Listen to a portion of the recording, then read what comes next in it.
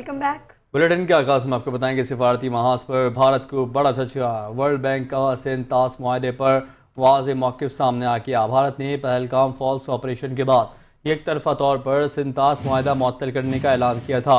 World bank ने वाज़ेह ऐलान कर दिया कि सिंतास मुआहदे को एक तरफा तौर पर मुअत्तल नहीं किया जा सकता।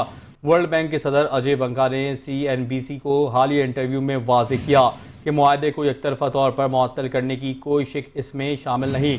सिंतास मुआहदे को दोनों फरीकैन की मर्जी से ख़त्म या इसमें कोई तरमीम की जा सकती है। सिंतास मुआहदे में आलमी बैंक का किरदार बुनियादी तौर पर सहूलतकार का है।